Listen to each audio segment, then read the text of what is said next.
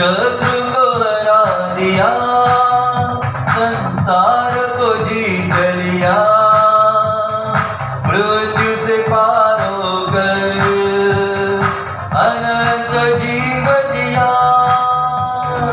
वीरों का है वो वीर सदा के लिए, वीरों का है वो वीर सदा के लिए।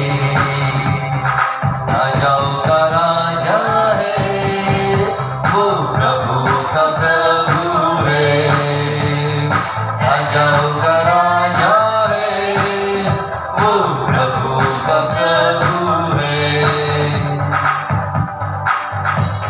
बुलाए चुने हुए हम विश्वासियों के नाम,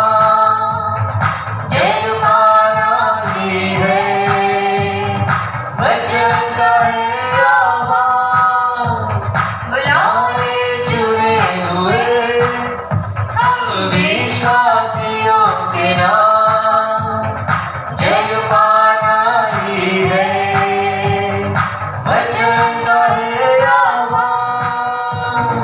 जब तक सांस रहे करे न हम विश्राम, जब तक सांस रहे करे न हम विश्राम। राजाओं का राजा है, वो प्रभु का प्रभु है, राजाओं का राजा है, वो प्रभु का प्रभु है।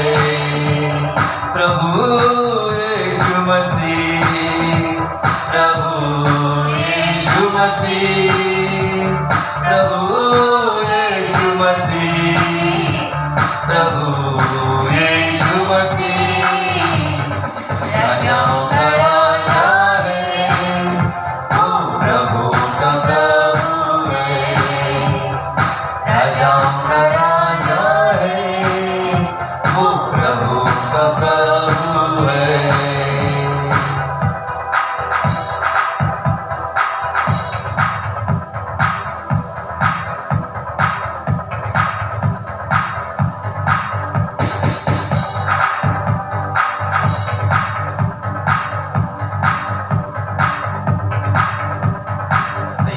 का यहोवा हमारे संग संग है, याकूब का परमेश्वर हमारा ऊंचा घर है। सेनाओं का यहोवा हमारे संग संग है, याकूब का परमेश्वर हमारा ऊंचा घर है। जिसने आकाश बनाया, जिसने पृथ्वी बनाई, जिसने आकाश बनाया, जिसने पृथ्वी बनाई, जो सर्वशक्तिमान प्रभु है, वो यहोवा हमारे संग संग है। जो सर्वशक्तिमान प्रभु है, वो यहोवा हमारे संग संग है। सेनाओं का यहोवा हमारे संग संग है, याकूब का परमेश्वर हमारा ऊंचा घर है। सेनाओं का यहोवा हमारे संग संग है, याकूब का परमेश्वर हमारा समुद्र को जिसने डुबाया, जंगल में से मार को निकाला। समुद्र को जिसने डुबाया, जंगल में से मार को निकाला। जो वायदों को करता है पूरा, वो यहोवा हमारे संग संग है। जो वायदों को करता है पूरा, वो यहोवा हमारे संग संग है। सेनाओं का यहोवा हमारे संग संग है, याकूब का परमेश्वर हमारा ऊंचा घर है। सेनाओं का यहोवा हमारे संग संग है, याकूब का परमेश्वर हमारा ऊंचा घर है। लाजर को जिसने जिलाया, जक्कई को जिसने बचाया। लाजर को जिसने जिलाया, जक्कई को जिसने बचाया। जिसके लिए सब कुछ संभव है, वो यहोवा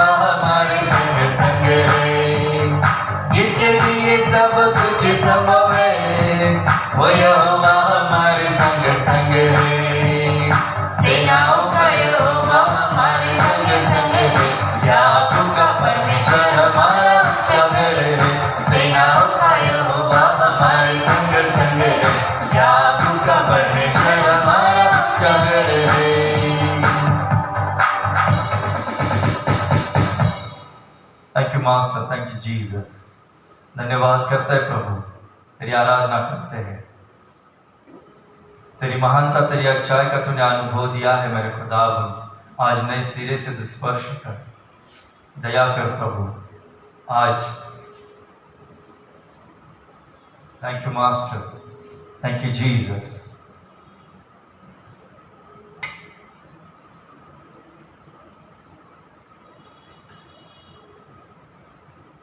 Hallelujah, Jesus.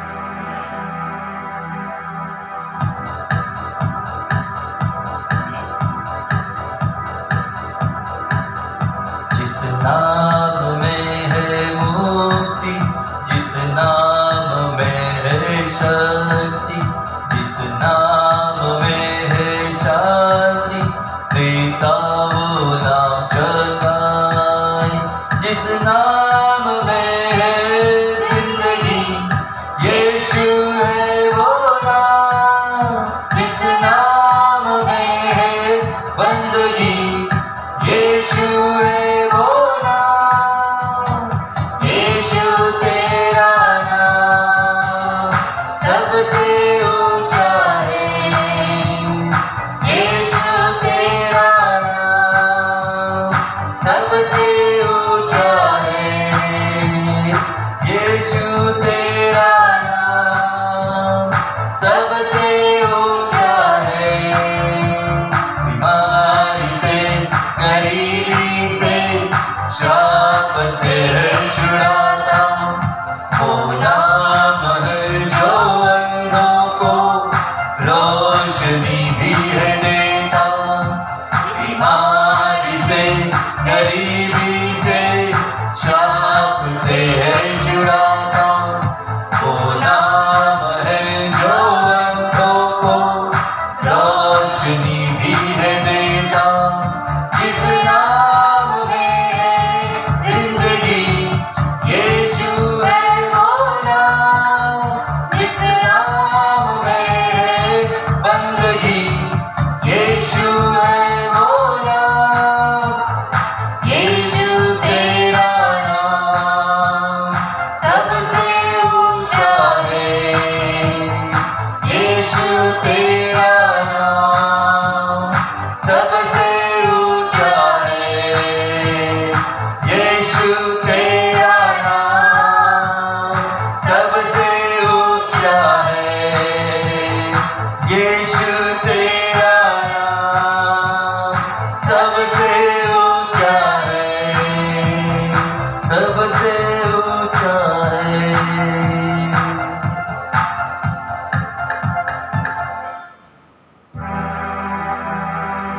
Thank you Jesus. तेरा नाम सही में प्रभु सबसे ऊंचा है, क्योंकि तू ही निर्माण करने वाला खुदावन है, तेरे जैसा कोई नहीं। तू ही है सारे सृष्टि का निर्माण करने वाला, तू ही है हमारा उद्धार करता, तू ही है हमारा जीवन, तू ही है हमारा मार्ग और सत्य। ओ मेरे प्रभु, धन्यवाद करता हूँ, तेरी आराधना करता हूँ। Thank you master. जिस नाम में है जिंदगी, वो नाम है यीशु मसीह। जिस नाम में है बंदगी, वो नाम है यीशु मसीह। यीशु नाम, यीशु नाम, यीशु नाम, यीशु नाम की जय। यीशु नाम, यीशु नाम, यीशु नाम, यीशु नाम, यीशु नाम, यीशु नाम की जय। जिस नाम में है वो मुक्ति, वो नाम है यीशु मसीह। जिस नाम में है वो शांति, वो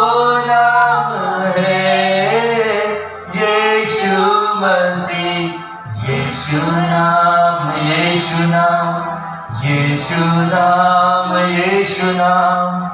की जय। यीशु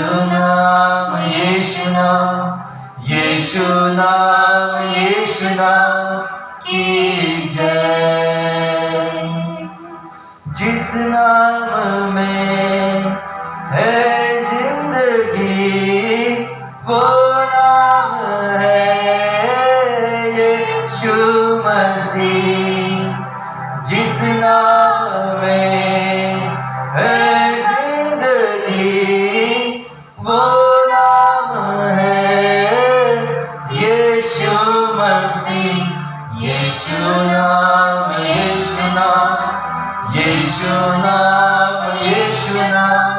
की जय। यीशु नाम की जय।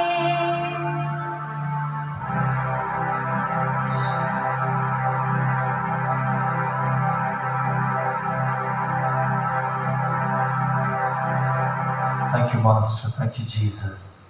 धन्यवाद करते हैं खुदा, तेरी आराधना करते हैं प्रभु जी, तेरी महिमा करते हैं।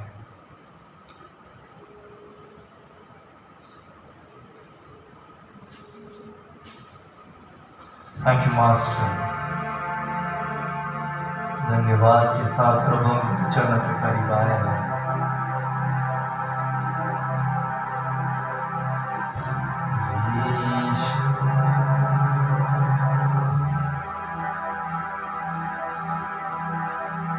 Thank you, Jesus.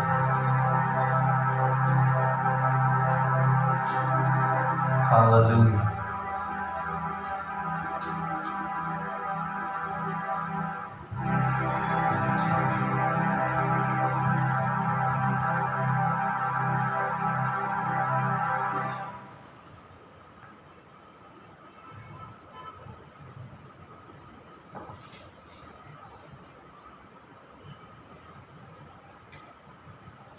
Thank you master, thank you Jesus. धन्यवाद करता हूँ प्रभु, तेरी आराधना करता हूँ प्रभु जी।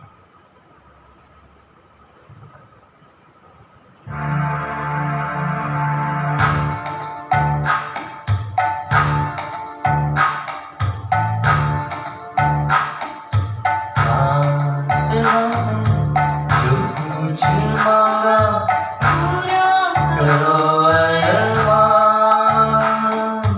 प्रार्थना में, जो कुछ मांगा पूरा करो अरमान। सारी कथाएं मानता हूँ, तेरा करूँ अवधान। प्रार्थना में जो कुछ मांगा पूरा करो अरमान।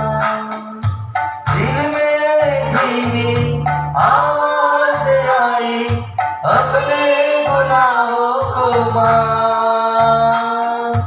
जान लिया मैंने आवाज उसकी, जिसका किया अपमान। प्रार्थना में जो कुछ मांगा पूरा करो अरमान।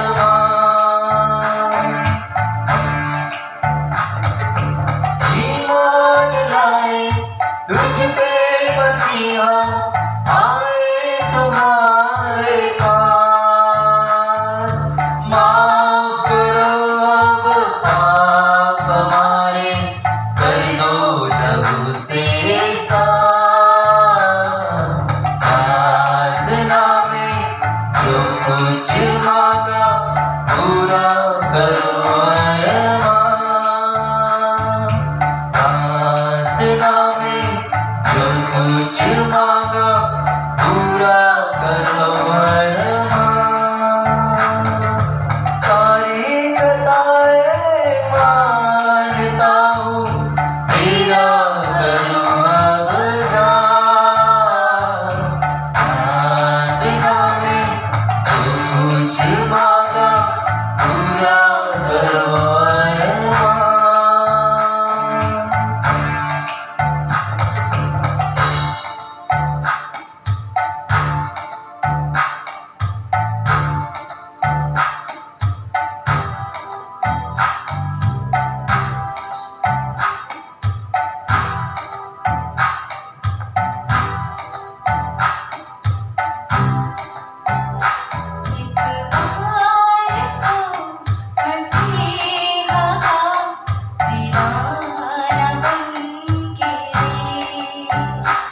एक बार तो मसीहा का दीवाना बनके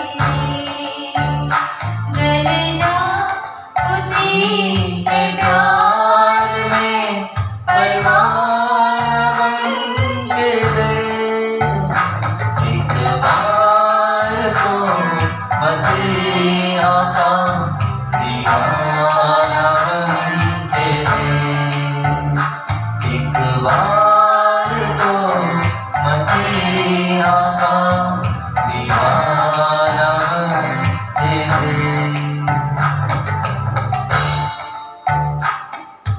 थैंक यू मास्टर, धन्यवाद करता हूँ, स्तुति आराधना करता हूँ।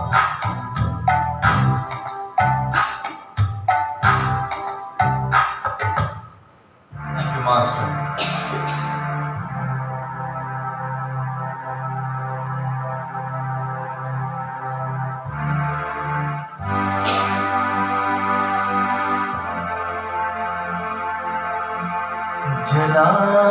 जलाल हो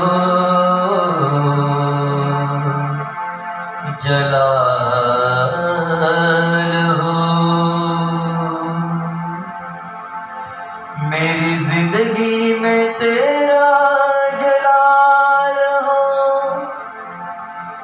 मेरी जिंदगी में तेरा जलाल हो कोई दुख ना कोई भी मलाल हो कोई दुख ना कोई भी मलाल हो जलाल हो जलाल हो जलाल हो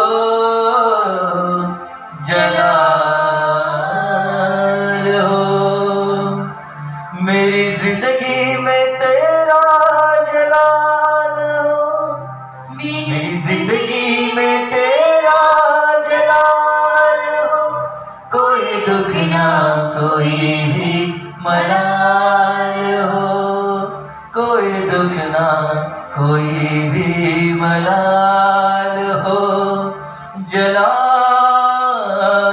हो जलाल हो जलाल हो जलाल हो वो डाली हमेशा कायम रहे जिसकी मसीह बुनियाद हो वो डाली हमेशा कायम रहे जिसकी मसीह बुनियाद हो जिसकी मसीह बुनियाद हो कायम रहूं मैं अपने मसीह में कायम रहूं मैं अपने मसीह में इसकी अजब ही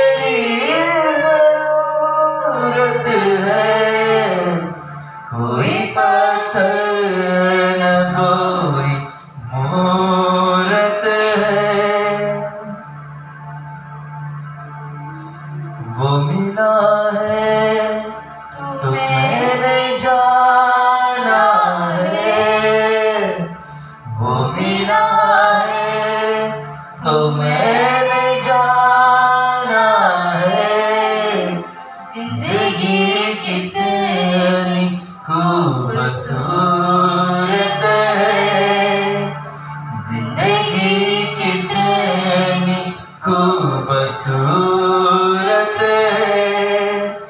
जिंदा यीशु मेरी जरूरत है, कोई पत्थर न कोई मूरत है, कोई पत्थर न कोई मूरत है।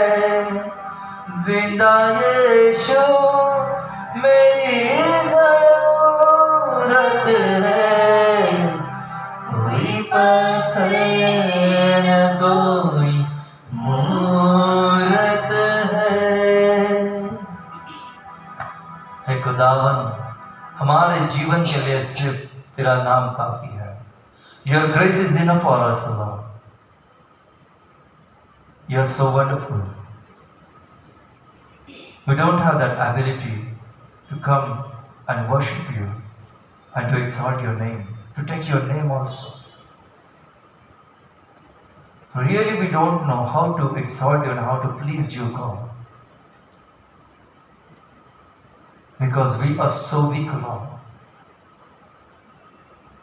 Because of your love, we are here today and we are worshipping you and we are praising you, Lord. This is because of your love and grace. I really thank you and I have bowed down before your throne, Lord. You are so wonderful. You are so wonderful, Lord. Take complete control of this place. Take complete control of every soul, every body and every spirit, Lord. Thank you, Master. Thank you, Jesus. Your presence makes us whole. Your presence makes us whole. Thank you, Jesus. We praise Him, we worship you, Lord. Hallelujah, Jesus.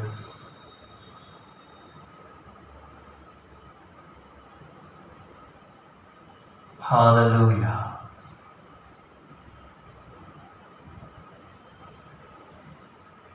जब हम प्रार्थना करते खुदावन तू उत्तर देता है। मैं तेरा शुक्रिया अदा करता हूं प्रभु, तेरी महिमा तेरी आराधना करता हूं। इस शाम के वक्त तेरे चरणों के करीब आया हूं प्रभु।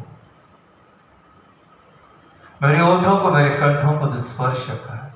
आज जो वचन, जो मानना तूने तेरे लोगों के लिए दिया है खुदावन, उन तक पहुंचाने के लिए लगने वाली वो हर प्रकार की कृपा और सामर्थ्य आज तूने दी है। मैं तेरा धन्यवाद करता हूं प्रभु जी। आज जिन लोगों को इन वचनों के द्वारा तू स्पर्श करना चाहता है, उनके विचारों को, उनके ख्यालात को तू बदलना चाहता है, आज वो तेरा कार्य पूर्ण हो प्रभु, तेरी इच्छा पूर्ण हो प्रभु। मैं खुद को पूरी तरह से घटाता हूं, शून्य करता हूं। तू बढ़ता जा, मैं घटता जाऊं, क्योंकि मुझ में कोई अच्छाई, कोई भलाई नहीं खुदा। सिर्फ और सिर्फ तेरी दया और तेरी जो अद्वितीय, जो पाक मोहब्बत है खुदावन, उस वजह से मैं यहां पर हूं। शुक्रिया अदा करो उतना कम है, धन्यवाद दो उतना कम है प्रभु जी। आज हमारे हृदय को पहचानने वाला, परखने वाला खुदावन तू है, अद्भुत कार्य करने वाला तू परमेश्वर। मैं तुझसे धन्यवाद करता हूं, तेरी आराधना करता हूं। मेरा हर एक शब्द तू कबूल करता है, शुक्रिया अदा करते हैं प्रभु। इसके आगे का समय तेरे हाथ में समर्पित करता हूं प्रभु। आज तेरी कृपा, तेरी दया नए सिरे से कर, और आज के दिन की कृपा के साथ आज जो अनुग्रह तू करेगा उसका अनुभव और खाद्य हर एक जीवात्मा शरीर को प्राप्त हो, ऐसी कृपा तू कर।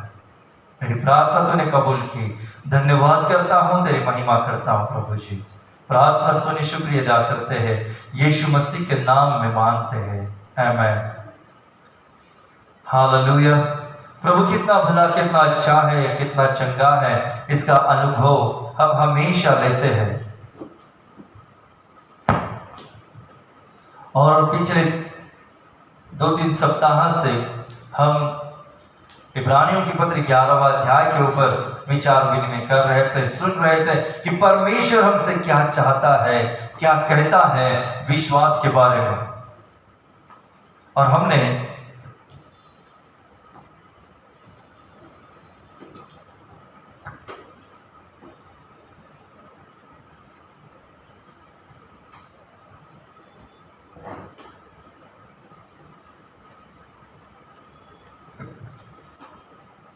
विश्वास की जो व्याख्या है या जो उदाहरण बाइबल के अंदर दिए गए हैं, उनके अंदर से बहुत सारी चीजें हमने सीखी और अध्ययन किया। मुझे मालूम नहीं कि कितने लोगों ने उसको स्वीकार करके पूरी तरह से उसके ऊपर विचार किया, चिंतन और मनन किया और उसको उस तरीके से अपने जीवन को जीने के लिए कितने लोग तैयार हो गए मुझे पता नहीं, क्योंकि अभी तक मैंने उन कई लोगों के साथ बातचीत नहीं की है कि ये जो उद्धार की कृपा प्रभु करता है, विश्वास की कृपा करता है, तो उसके तहत जिस तरीके से परमेश्वर की योजनाएं पूर्ण होती है ना, तो उसी प्रकार से हमारे जीवन में जिस तरीके से अब्राहम, हनोक, नोहा के जीवन में परमेश्वर ने उसकी योजना पूर्ण की, उसी प्रकार से हमारे जीवन में भी वो उसकी योजना पूर्ण कर सकता है। फर्क इतना है कि हमें उनके जैसा विश्वास पाकर और विश्वास में दृढ़ होकर हमेशा उस विश्वास में चलते रहना है। ये हमने सीखा है। अब जिसने सीखा है, जिसके जीवन में वो आशीषें दिखाई देगी, परमेश्वर की योजना पूर्ण होगी, हम समझ लेंगे कि वो उस व्यक्ति ने उस वचन को पूरी तरह से सुन लिया था और उसने उसके ऊपर गौर और चिंतन और मनन भी किया था। परमेश्वर हमसे अलग अलग तरीके से बात करना चाहता है और आज फिर एक बार परमेश्वर नए वचनों के साथ हमसे बात करना चाहता है। जब ये वचन मैं पढ़ रहा था, प्रेरितों की किताब उसका 10वां अध्याय, ये बहुत ही आम ऐसा परमेश्वर का वचन है। या ऐसे जब हम पढ़ते हैं कि पेत्रस और कर्नेलिय के बारे में, पेत्रस और कर्नेलिय के बारे में यहां पर इस अध्याय के अंदर हम पढ़ते हैं कि पेत्रस जो है वो परमेश्वर का, प्रभु यीशु मसीह का क्या है, चेला है। और उसको परमेश्वर ने किस तरीके से इस्तेमाल किया है। हालांकि इस पेत्रस के बारे में हम वचनों के अंदर से ये जानते हैं कि प्रभु यीशु मसीह ने उसे केफा नाम दिया था और उसका मतलब था कि पत्थर। और वो कहता है कि इसी पत्थर पर मैं अपनी कलीसिया, अपनी मंडली बनाऊंगा। और प्रभु यीशु मसीह ने इस पेत्रस के द्वारा यरूशलेम के इर्द गिर्द के जो सारी जगह थी, जो सारे राज्य थे, उनके अंदर सारे गांव थे, हर एक जगह पर कलीसिया इस पेत्र के द्वारा, यूहन्ना के द्वारा, इस प्रेरितों के द्वारा, लेकिन ज्यादातर पेत्रस के द्वारा बहुत सारी कलीसियों की स्थापना की गई। क्योंकि पेत्रस के ऊपर का जो अनुग्रह था वो बहुत अलग था और परमेश्वर ने उसे उसी अनुग्रह के द्वारा इस्तेमाल किया है। और ये पेत्रस की सबसे बड़ी बात और सबसे कमजोर बात भी हमें पता है कि प्रभु यीशु मसीह के साथ रहने के बाद भी मनुष्य स्वभाव उसमें से तब तक नहीं गया था जब तक उसके जीवन में उसने इस तरीके का अनुग्रह प्राप्त नहीं किया। उस वक्त तक जब मसीह को चलते हुए देखा पानी के ऊपर, वो कहने लगा कि मुझे भी आना है। तो जोश और जो आवेश जिसे कहते हैं ना, हड़बड़ी और गड़बड़ी का स्वभाव उसके अंदर का दिखाई पड़ता है कि जो देखा तुरंत वो करना चाहता है। और इस जल्दबाजी के स्वभाव के कारण वो पानी पर तो चल पड़ा, लेकिन उसे मसीह के बिल्कुल करीब आने के बाद जब उसने दाया बाया देखा, लेफ्ट राइट देखा, तो उसे खौफ, डर महसूस हुआ। लेकिन ये सारे उदाहरण हमें कुछ ना कुछ अलग बातें सिखाते हैं। आज मैं इन वचनों को जब पढ़ रहा था तो मैं यही सोच रहा था कि इस सच्ची घटना के आधार पर हम कुछ चीजों के ऊपर गौर करेंगे। लेकिन जब मैं इसके अंदर अध्ययन करने लगा तो मुझे इतनी सारी चीजें उसके अंदर से पता चलने लगी। एक पवित्र आत्मा परमेश्वर की जब बात करने लगी तो हर एक शब्द के द्वारा, हर एक उस वाक्य के द्वारा परमेश्वर मुझसे बात करने लगा और पवित्र आत्मा मुझे मार्गदर्शन कर रही थी कि तू जिस तरीके से समझ रहा था इन वचनों को, उतना शॉर्ट में ये नहीं है, क्योंकि इसके अंदर एक जो बड़ा जो हिडन ट्रेजर है, छुपा हुआ धन है, वो इसके अंदर छुपा हुआ है। अब ये अध्याय जो है, हालांकि प्रेरितों के काम के अंदर हर एक अध्याय के अंदर बहुत सारी खूबियां हैं और उसका अध्ययन करने लगेंगे तो हम हर दिन भी वचन के ऊपर गौर करेंगे तो भी ये पुस्तक के अंदर की ये जो खूबियां हैं ये खत्म नहीं होगी, इतनी जबरदस्त है।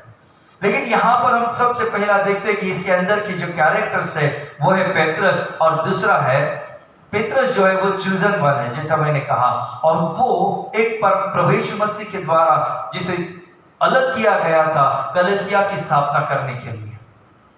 और दूसरा व्यक्तित्व वहां पर है कर्नेलियस का, जो एक सच्चा विश्वासी है, जो एक जमादार है, उच्च ओहदे पर काम करने वाला व्यक्ति है, लेकिन उसके अंदर बहुत सारी खूबियां वहां पर बताई गई है। ये कर्नेलियस के जीवन में बहुत सारी चीजें हैं और वो उसके बारे में कहते हैं कि वो जमादार तो था ही, लेकिन वो धर्मी था और अपने सारे परिवार के साथ परमेश्वर का भय रखने वाला वो व्यक्ति था। क्या लिखा है? 10वां अध्याय पहला वचन पढ़ो। कैसरिया में हाँ कुर्नेलियुस नाम का एक मनुष्य था, हाँ, जो इतालियानी नामक पलटन का सूबेदार था। वह भक्त था और अपने सारे घराने समेत परमेश्वर से डरता था और यहूदी लोगों को बहुत दान देता और बराबर परमेश्वर से प्रार्थना करता था। बराबर, हर रोज। क्या लिखा है? नित्य, मराठी में लिखा है नित्य, मतलब हर रोज। मैं एक ही बात हमेशा बार बार कहता रहता हूं कि परमेश्वर के संगति में रहना और हर रोज रहना, सब हर वक्त जुड़े रहना, ये बहुत महत्वपूर्ण चीज है। और तभी मनुष्य को धर्मी कहा जाएगा, क्योंकि जब वो प्रार्थना सुनता है, प्रार्थना करता है, वचन सुनता है, वचन पढ़ता है, तब उसे बहुत सारी चीजें पता चलती है। और जब पता चलती है तब वो परमेश्वर का भय उसके मन में हमेशा लगा रहता है। और परमेश्वर का वचन, नीति वचन में क्या कहता है कि परमेश्वर का भय ज्ञान का प्रारंभ है। समझ वहां पे शुरू होती है, समझ वहां पे शुरू होती है। मैं कुछ दिन पहले प्रभु के वचन का अध्ययन कर रहा था, तो उस वक्त मुझे कुछ चीजें सामने आ गई और वहां पर मुझे वहां पे शब्द मिला कि जो खुद को ज्ञानी समझते हैं वो श्रापित है। आज वो हमारा विषय नहीं है, लेकिन खुद को अलग समझने वाले और खुद को ज्ञानी समझने वाले परमेश्वर के नजरिए से श्रापित है। वो विषय के ऊपर मैं बात करने वाला हूं कि राजा सुलेमान के जीवन से हम बहुत चीजें सीख सकते हैं। सब कुछ था, उसने विजडम मांगा परमेश्वर से, परमेश्वर ने उसके साथ साथ उसे धन दौलत सब कुछ दिया, लेकिन उसका कुछ फायदा नहीं हुआ। आखिर में उसे कहना पड़ा कि सब कुछ व्यर्थ है, सब कुछ बकवास है, सिर्फ एक ही काम करना है कि परमेश्वर का नाम लेते हुए हर दिन उसके साथ जुड़े रहना, यही महत्वपूर्ण है। ये बात उसने कही और ये बात उसने की। यहां पर देखो, ये जो कर्नेलियस है, ये कर्नेलियस अपने जीवन में हर रोज प्रार्थना करता था, बराबर प्रार्थना करता था। और यहां पर वो सिर्फ अकेला प्रार्थना नहीं करता था, वो अपने वचन में लिखा है सारे घराने समेत वो परमेश्वर का भय रखने वाला, परमेश्वर का भय रखने वाला व्यक्ति था।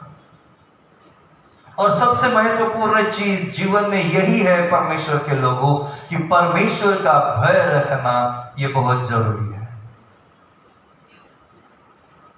परमेश्वर का भय रख होना ये बहुत जरूरी चीज है। लेकिन लोग सब कुछ करते हैं, लेकिन उनको परमेश्वर का भय कतई नहीं होता है। और अगर आपको लोग धार्मिक कहे, ये बात आप चाहते हैं और आपके मन में वो विचार आते हैं कि लोग आपको धार्मिक कहे, तो उसका सबसे पहली जो बात है उसके अंदर की सबसे पहली पायदान जो है वो यही है कि तो आपको हर रोज उसकी प्रार्थना करनी बहुत जरूरी है। अब प्रार्थना किस तरीके से करनी है? कुछ लोग कहते हैं मैं रोज प्रार्थना करता हूं, वचन पढ़ता हूं, बिना वचन पढ़े प्रार्थना किए मैं घर नहीं छोड़ता हूं। घर आने के बाद, काम से लौटने के बाद फिर एक बार मैं 1 घंटा परमेश्वर को देता हूं, 2 घंटा, 1.5 घंटा मैं परमेश्वर को देता हूं।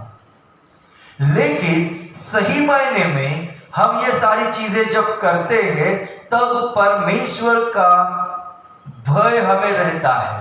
हम प्रार्थना करते, सब कुछ करते हैं, लेकिन क्या हमारे आचरण में हम उस वचन के अनुसार चलते हैं क्या? हम प्रार्थना करते, सब कुछ वचन भी पढ़ते हैं, उपवास भी करते हैं, सब कुछ करते हैं, लेकिन परमेश्वर का भय मात्र हमारे जीवन में नहीं रहता। जो उस व्यक्ति को भाता है, अच्छा लगता है, वो मनुष्य वही चीजें करता रहता है, तो उसकी प्रार्थना, उसका वचन पढ़ना सब बेमतलब का हो जाता है। सिर्फ पढ़ना और प्रार्थना करना जरूरी नहीं है, तो जो पढ़ा है उसके ऊपर अमल करना ये बहुत जरूरी है। जो चीज पढ़ी है, समझ में आई है, उसको एप्लीकेशन में लाना ये बहुत जरूरी है। अगर हम उसको अप्लाई नहीं करते हैं, आचरण में नहीं लाते हैं, तो हमारे जीवन से वो मसीह लोगों को प्रकट नहीं होगा और ना ही लोग हमें कहेंगे कि ये मसीह के लोग हैं। आज हमें कहना पड़ता है कि हाँ हम मसीह के लोग हैं। कितनी बुरी बात है। हमारे बर्ताव से, हमारे बातों से, हमारे कृतियों से लोग ये नहीं समझ पा रहे कि हम कौन हैं।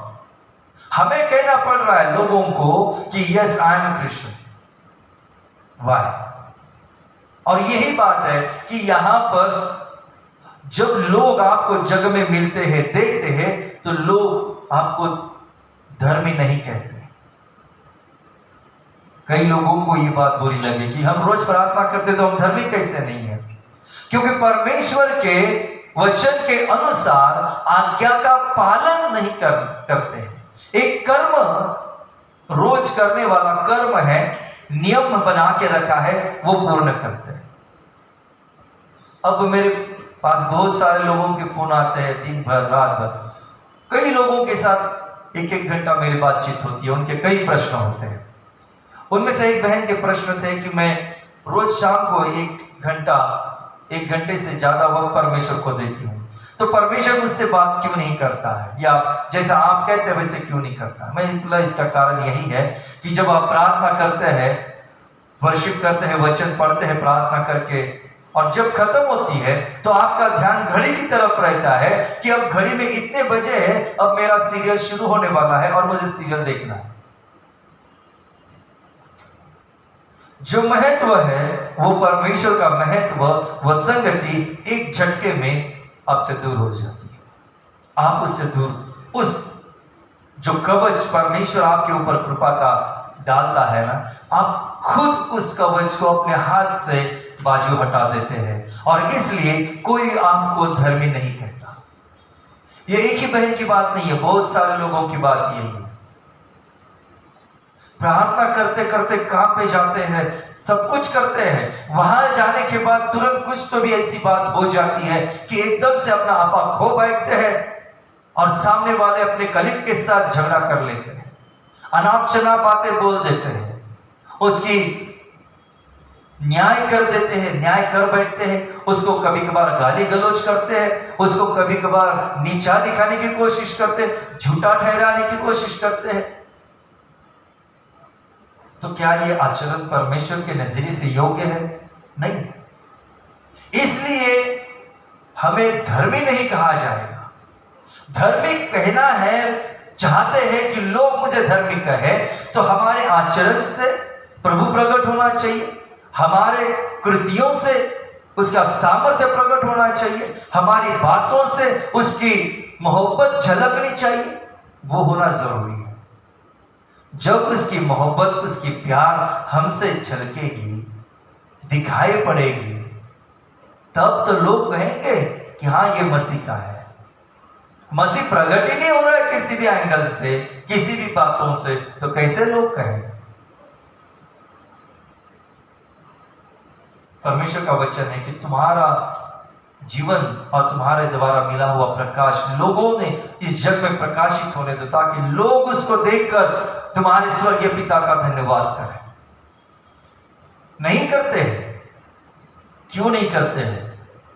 इसी कारण कि उन्हें वो प्रकट होता हुआ वो प्रकाश दिखाई नहीं देता है, और इस वजह से लोग हमें मसीह नहीं कहते हैं, मसीह के लोग नहीं कहते हैं। We have to tell them, yes, I am a Christian personality. मैं एक मसीही हूं।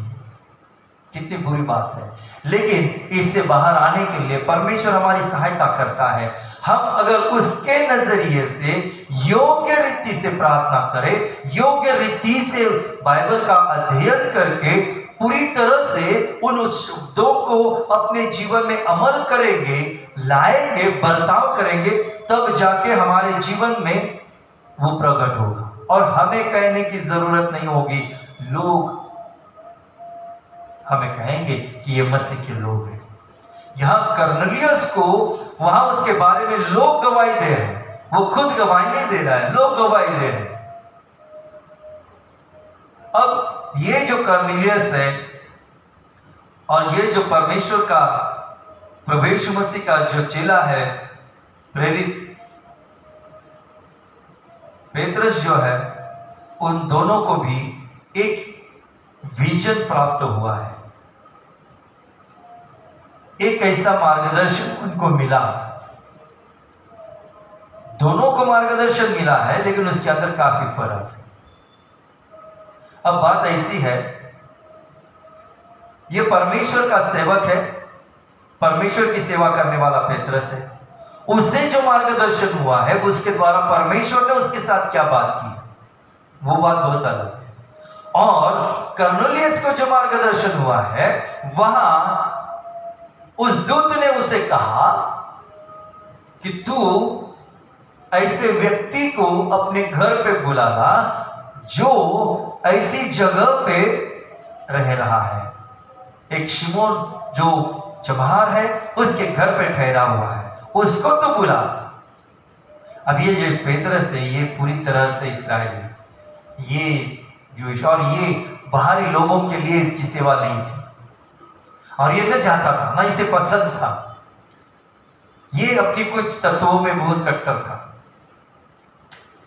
पेत्रस अपने विचारों में, अपने तत्वों में बहुत कट्टर था, धर्मी होने का बहुत उसको घमंड था।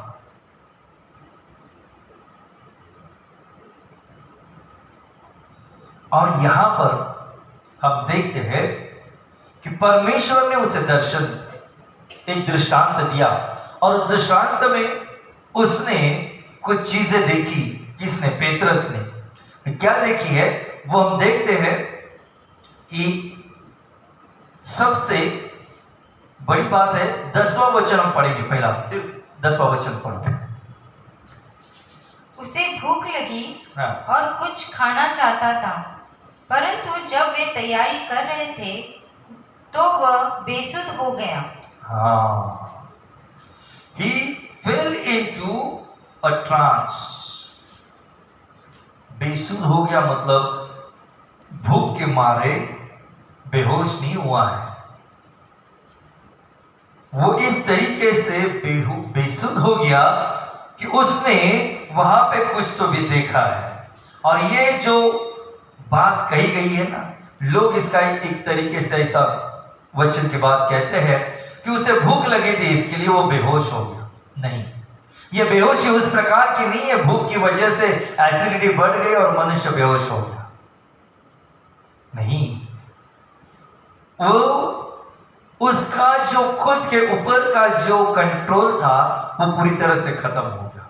और इंग्लिश में कहा है कि वो ट्रांस में चला गया। He fell into a trance.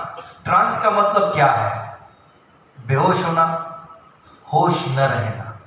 लेकिन जब परमेश्वर की पवित्र आत्मा के द्वारा मनुष्य इस प्रकार के दृष्टांत देखता है या ट्रांस में चला जाता है, तो उसे उसके बाजू में, इर्द गिर्द में जो कुछ चल रहा है उसका कोई भी आवाज उसे नहीं आता है, उसकी कोई भी भनक उसे नहीं रहती है, ना उसका कोई असर उसके जीवन पर होता है। सिर्फ एक बात होती है कि जो वो दृष्टांत पवित्र आत्मा के सामर्थ्य से देख रहा है, उसकी दृष्टि सिर्फ उसमें रहती है।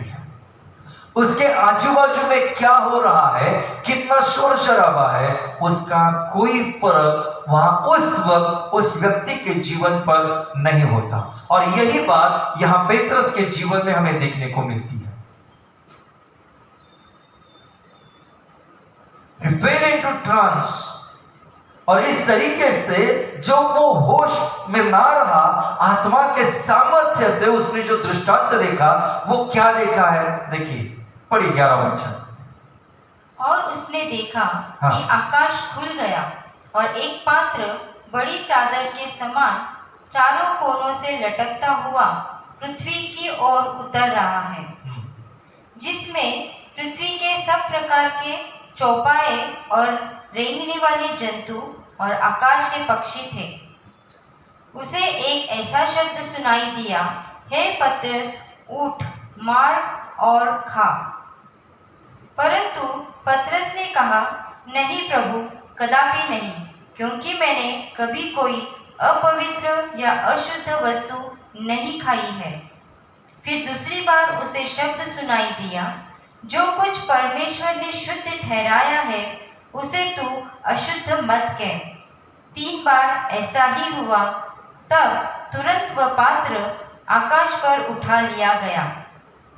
हाँ, 3 बार उसने उस दृष्टांत में देखा कि एक पात्र स्वर्ग खुल गया है, आकाश खुल गया है पूरी तरह से, और एक पात्र बड़ी चादर के समान ऊपर से नीचे है, उसके अंदर बहुत सारे प्राणी जो नहीं खाने चाहिए थे और जो न खाए जाते हैं ऐसे सब रखे थे।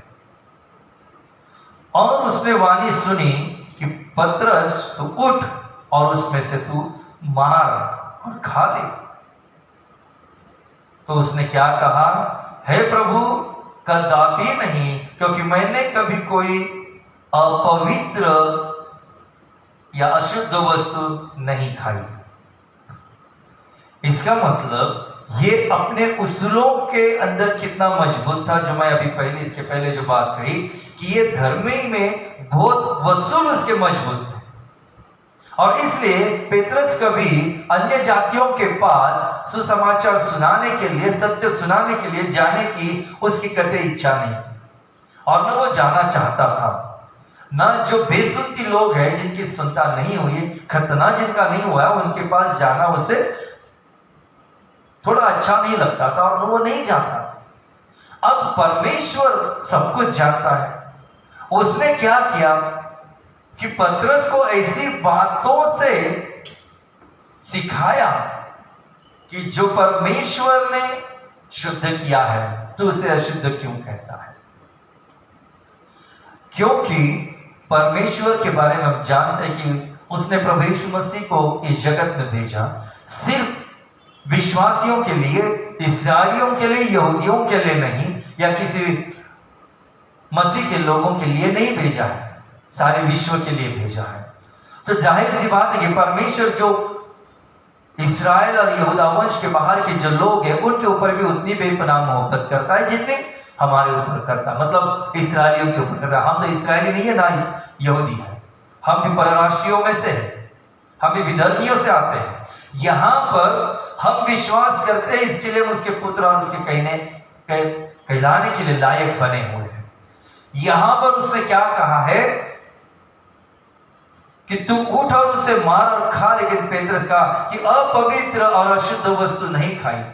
दूसरी बार उसने कहा, वही हुआ, और तीसरी बार भी वही बात हुई। अब इसके अंदर बहुत सारी चीजें छुपी हुई है। सबसे पहली बात तो यह है कि उसने जो दृष्टांत देखा वो दोपहर के वक्त में देखा, यानी कि वो सपना नहीं था, वो सही में हकीकत में जागते हुए देखी हुई वो सच्ची घटना थी।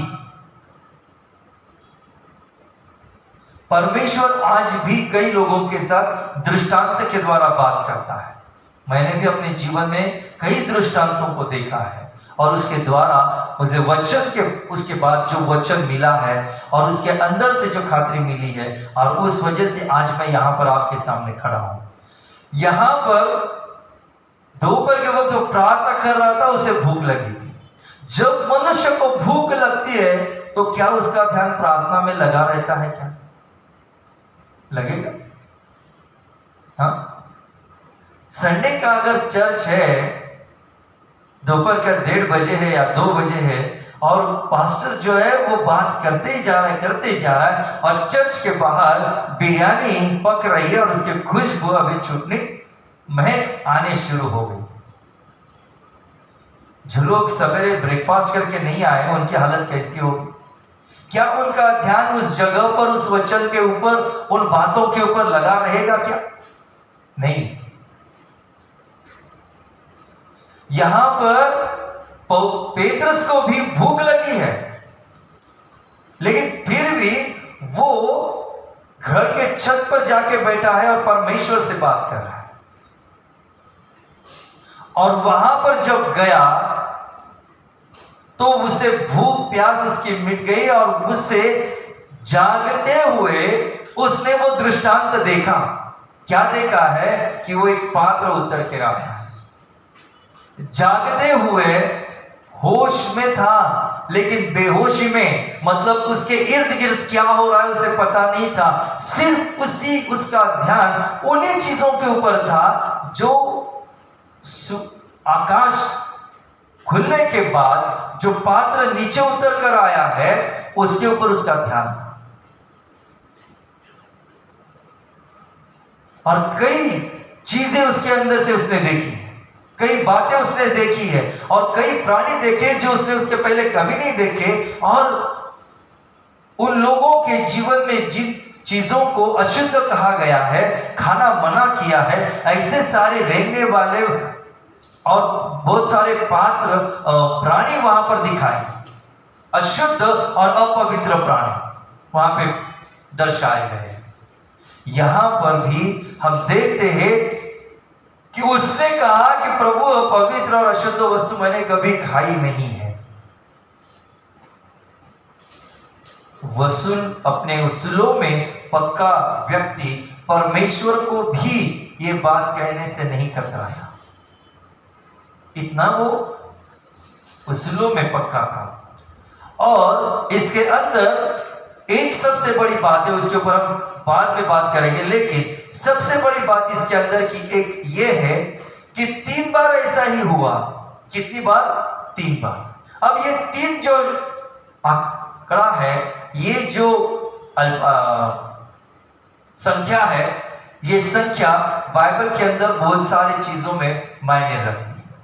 ये उसका अलग ही एक विषय है और ये इसका महत्व भी बहुत अलग है, उसके बारे में हम आगे देखेंगे। लेकिन अब हम चलते हैं कि वहां पर कर्नेलियस को क्या वचन प्राप्त हुआ, क्या दृष्टांत हुआ है। देखिए, पढ़िए,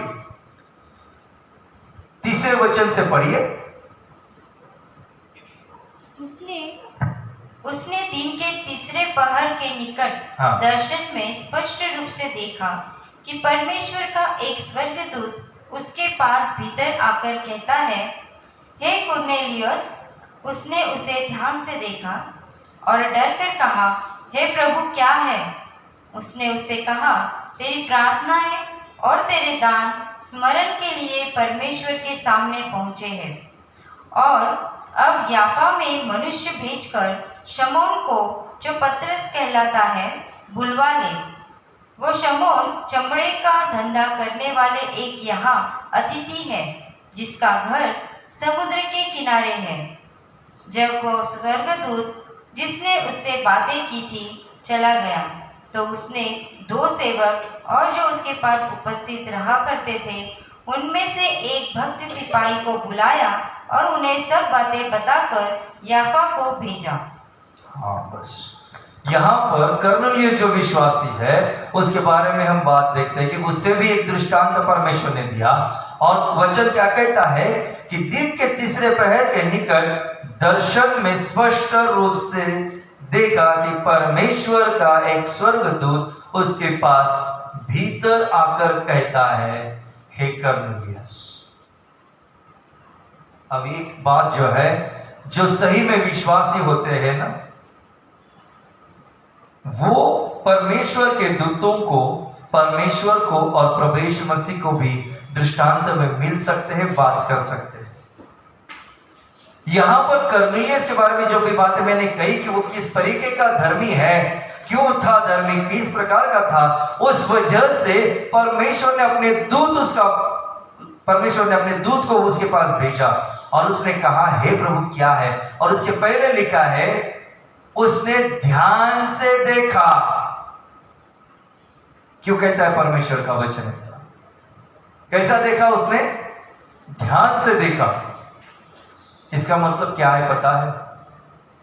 जब विश्वासी हो और परमेश्वर का दूत सामने प्रकट हो ना, तो उसे ध्यान से देखना बहुत जरूरी है। क्योंकि मेरे पास कई ऐसे बहनें, कई ऐसे भाइयों के फोन आते थे और आते भी है, जो सेवा में भी है और पहले सेवा में नहीं थे, फिर भी वो विश्वासी थे, प्रार्थना करते थे।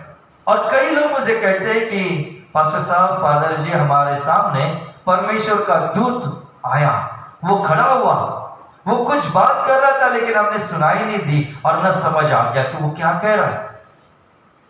तो मैं हंसता था। बोले, आप क्यों हंसते हैं? तो मैं उनको यही बात कहता हूं कि अगर परमेश्वर का दूत आपके पास आता है, सामने प्रकट होता है, तो वो आपको आपके नाम से पुकारेगा।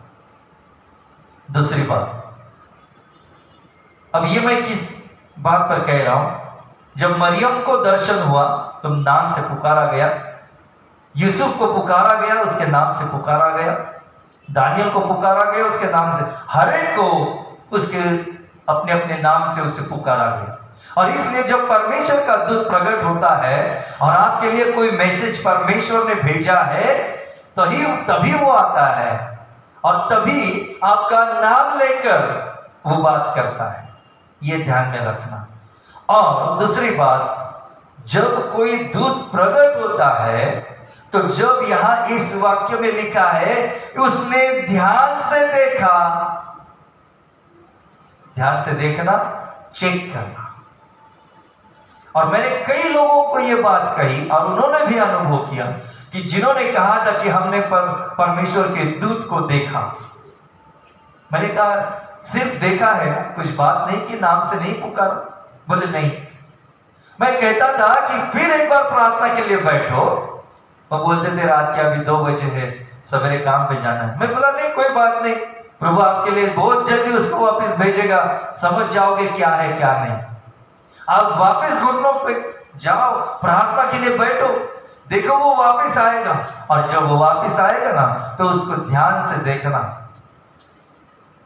थोड़ी देर तक उसकी तरफ ध्यान लगाकर देखना, फिर वो क्या है सत्य तुम्हें प्रकट होगा और फिर तुम्हें पता चलेगा कि जीवन में आगे क्या करना है, क्या नहीं करना है।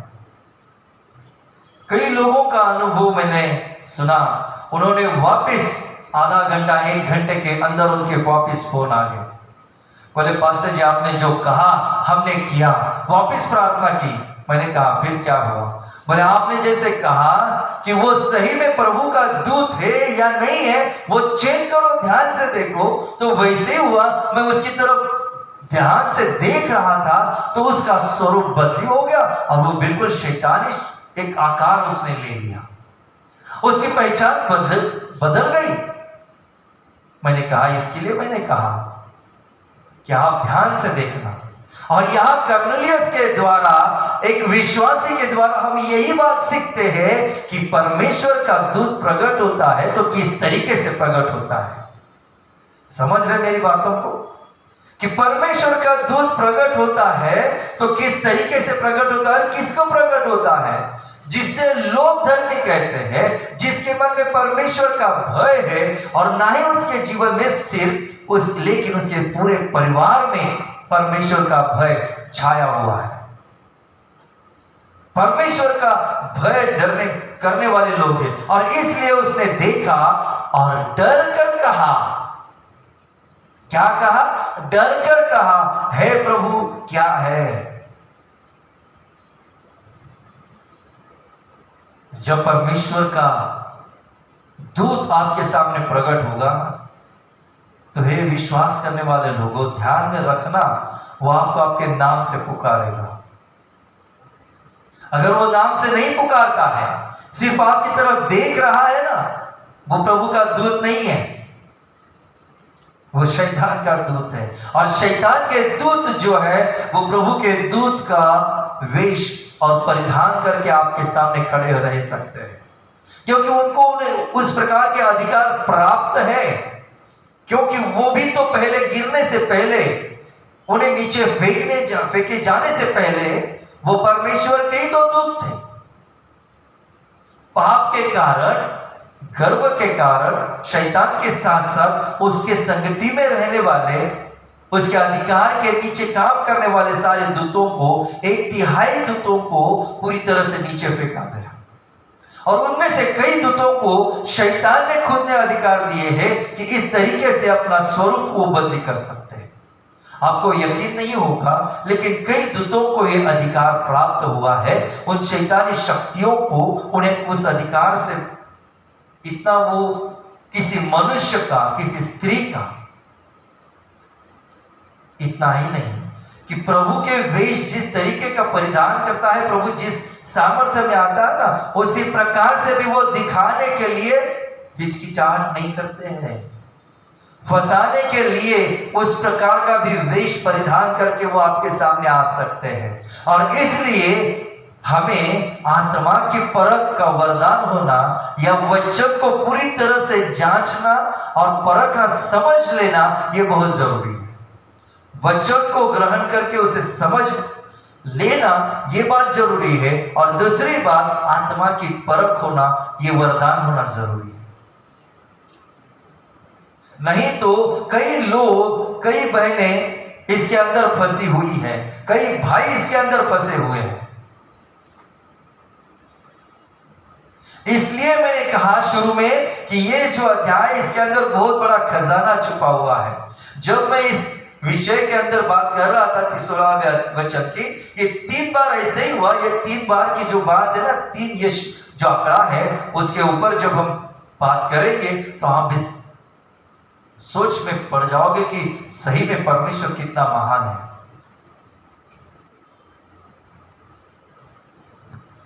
यहां पर कर्नेलियस ने उसे ध्यान से देखा और डर कर कहा, हे प्रभु क्या है? देखिए, मैसेंजर्स जो आते हैं, प्रभु के दूत जो आते हैं ना, वो कुछ बात लेकर, परमेश्वर की ऐसी कुछ बातें लेकर वो आते हैं और उसके द्वारा उस मनुष्य के जीवन में बहुत सारी चीजें बदल जाती हैं। उसका बदल बहुत बड़ी पैमाने पर हो जाता है। और यहां पर देखिए क्या बात है, सबसे महत्वपूर्ण चीज और धर्मी होने की बात यहां पर किस तरीके से प्रकट होती है। तेरी प्रार्थना है, किसकी? कर्नेलियस की प्रार्थना है। तेरे दान स्मरण के लिए परमेश्वर के सामने पहुंचे हैं। क्या आपकी प्रार्थना और आपका दान धर्म परमेश्वर के सामने पहुंच गया है क्या? पहुंचता है क्या? किस तरीके से पहुंचता है? कितने लोगों को खातरी है कि मैं जो प्रार्थना करता हूं, प्रार्थना करती हूं, और मैं जो दान धर्म करता हूं या करती हूं, परमेश्वर के सामने पहुंच गए हैं और परमेश्वर ने उसे कबूल किया? कितने लोगों को खातरी है? बहुत थोड़े लोग होते हैं जिनको खातरी होती है। ये धर्मी जो परमेश्वर के साथ हर रोज जुड़े रहते हैं ना, विश्वास के साथ प्रार्थना करते हैं और आचरण में मसीह को लाने की और उसकी सबसे बड़ी बात उसकी आज्ञाओं का पालन करने की क्षमता रखते हैं, ऐसे लोगों की प्रार्थनाएं उस तक पहुंचती है। वरना ये जो भटके हुए जो दूत रहते हैं ना, ये आपकी प्रार्थना उसी जगह पर रोक देते हैं, ऊपर पहुंचने नहीं देते हैं। और कई लोगों की प्रार्थना ऊपर पहुंचती भी है, लेकिन वहां से उत्तर लाने वाले दूतों को बीच रास्ते में उन्हें बंदी बनाया जाता है। क्योंकि अगर मैं ये बात कह रहा हूं तो उसका वचन में कहां पर तो भी उसका एक रेफरेंस होगा ना, तो है दानियल की किताब पढ़ो, उसके अंदर लिखा है कि दानियल ने प्रार्थना की और उसकी प्रार्थना का उत्तर मिलने के लिए उसे 21 दिन का विलंब हुआ, देर हुई, क्योंकि उस दूत को शैतान के इस अंतराल में उन्होंने अपना जो डेरा जमाया हुआ है ना, उन्होंने उसको रोक लिया और उत्तर आने नहीं दिया 21 दिन। ये बात समझ लो, सबसे पहली बात कि शैतान या उसके दूत आपकी प्रार्थना का उत्तर रोक सकते हैं, आपकी प्रार्थना रोक सकते हैं, उसको विलंब कर सकते हैं, लेकिन वो परमेश्वर के पास जो उत्तर आया है हमारे जीवन के लिए, कुछ दिन के लिए रोक सकते हैं, हमेशा के लिए नहीं, और ना ही उसे मिटा सकते हैं या नष्ट कर सकते हैं। वो अधिकार उनके पास नहीं है। उत्तर लेकर आने वाले दूत को वो बंदी बना सकते हैं, क्योंकि वो अकेला आता है और यहां पे झुंड के झुंड पड़ी हुई है। यहां पर जो बात कही है, कर्नेलियस जैसे विश्वासी की प्रार्थना परमेश्वर के पास पहुंच गई है, उसके दान धर्म वहां पर परमेश्वर के सामने है। कितनी बड़ी बात है। और यह बात होना हर विश्वासी के लिए बहुत जरूरी बात है कि उसकी प्रार्थना परमेश्वर तक पहुंचती है। कई बहनें और भाई भावनाओं में प्रार्थना करते हैं और कहते हैं कि हमें उत्तर मिला, हमें खातरी मिली, वो चीज हो गई, ये ऐसा हो गया, वैसा हो गया। आधार वचन का कभी नहीं होता है। उनके पास वचन का आधार, उनके उत्तर कभी नहीं होते हैं। और जीवन में वचन के, हमारी प्रार्थना के उत्तर जो है उसका आधार हमारे पास होना बहुत जरूरी है, और वो है वचन की खातरी। और वो वचन जब हम पढ़ेंगे और प्रभु के पवित्र आत्मा के सामर्थ्य से हमें वचन प्रकट होगा ना, तब तो उसकी वो खातरी हमें पक्की होती है। ना कि ऐसे बैठे बैठे बाइबल खोल दी, जो सामने आ गया वही वचन नहीं होता है। आपको बता दूं, शैतान आपसे ज्यादा बाइबल जानता है। आपके वचन जितने याद नहीं है ना, उतने सारे उस शैतान को और उसके पिल्लों को पता है। नियम शास्त्र के अंदर कितने नियम दिए गए थे मालूम है किसी को? 2500 से भी ज्यादा नियम बनाकर परमेश्वर ने दिए थे। और ये मत भूलना कभी कि शैतान ने प्रभु यीशु मसीह की परीक्षा ली। वो बाहरी प्रश्न नहीं थे, सारे नियम शास्त्र और आज्ञा के अंदर के ही प्रश्न थे। शैतान आपके जीवन में भी परीक्षा ले सकता है, अगर परमेश्वर ने उसको इजाजत दे दी तो। अगर आपको वचन पता नहीं है, आपने वचन को समझा नहीं है, आप तो एक झटके में आपको फंसाकर लेकर जाएगा। जिस तरीके से हवा को फंसाकर उसने सारी परमेश्वर की योजना को तहस नहस कर दिया। हालांकि उसके पहले भी पृथ्वी बनाई गई थी परमेश्वर के द्वारा, और इसी शैतान और उसके सारे इस पिल्लों ने मिलकर उसका सत्यानाश किया। परमेश्वर ने वो पूरी तरह से तबाह कर दिया पानी के द्वारा। फिर एक बार जब उसने शब्द के द्वारा, पहले भी शब्द के द्वारा ही निर्मित है, दूसरी बार भी पृथ्वी की निर्मित शब्द के द्वारा ही है, और शब्द जब उसने कहा वो पूरे हो गए। इसलिए मैं कह रहा हूं कि यहां पर प्रार्थना स्वीकार होना यह बहुत जरूरी बात है विश्वासियों के जीवन में। भावनाओं में प्रार्थना मत करना, सच्चाई में प्रार्थना करना। सत्य क्या है, परमेश्वर क्या चाहता है। जब कोई प्रार्थना करता है और मांगता है तो परमेश्वर कहता है मेरे बेटे उठ और इसी जगह पे जा जहां पर कोई नहीं होगा। प्रार्थना कर, घुटने टेक, मुझसे मांग ले, मैं तुझको दूंगा। इस व्यक्ति को समझ में नहीं आता कहां जाना है, क्या करना है, कैसे करना है। लेकिन जब पवित्र आत्मा के द्वारा मार्गदर्शन आता है तब हम आगे जाकर देखो उसने क्या किया। 6वां वचन, और अब याफा में मनुष्य भेजकर शिमोन को जो पतरस कहलाता है उसे बुलवा ले। क्या कहा है, और उसका नाम बताया, वो कहां पर है वो बताया, किसके घर पर ठहरा है वो बताया, वो घर किस जगह पर है वो बताया। जीपीआरएस नहीं लगवाया था।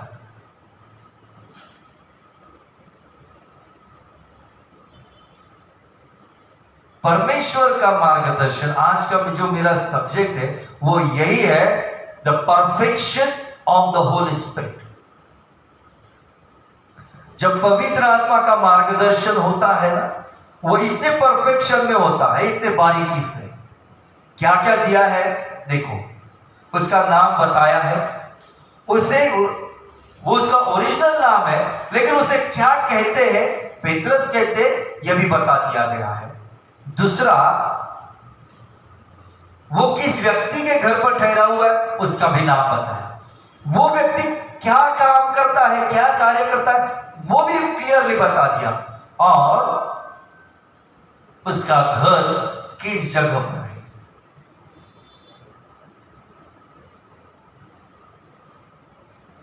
यह होता है पवित्र आत्मा का कार्य। लोग प्रार्थना करते हैं और कहते हैं पवित्र आत्मा, परमेश्वर की आत्मा मुझे दिखा रही है, आपके जीवन में अब ऐसा होने वाला है, आपके जीवन में वैसा होने वाला है। कौन सी आत्मा दिखा रही है? आधा अधूरा जो बोलने वाले लोग हैं वो चीजें पवित्र आत्मा के द्वारा नहीं है। मैं इसलिए हमेशा कहता हूं कि परमेश्वर बहुत बारीकी से बात करता है, बहुत स्पष्ट रूप से। मैं जब लोगों को कहता हूं और जब परमेश्वर की पवित्र आत्मा मुझे कुछ चीजें रिवील करती है, जिस तरीके से कहती है उसी प्रकार की वो चीजें होती है। मेरे पास कितने भी लोग हैं जिनके लिए मैंने प्रार्थना की, उनको लेकर आओ और उनको आप पूछ लो कि किस तरीके से मार्गदर्शन आता है, कितना स्पष्ट आता है, एक भी चीज छुपती नहीं है। और इसलिए मैं कहता हूं कि ये क्यों होता है कि पवित्र आत्मा के द्वारा जब मार्गदर्शन आता है तो वो परफेक्शन में ही होता है। बहुत बारीक चीजें पूरी तरह से, और वो पूरा होता है। There is a completion. आधा अधूरा हवा में नहीं होता है।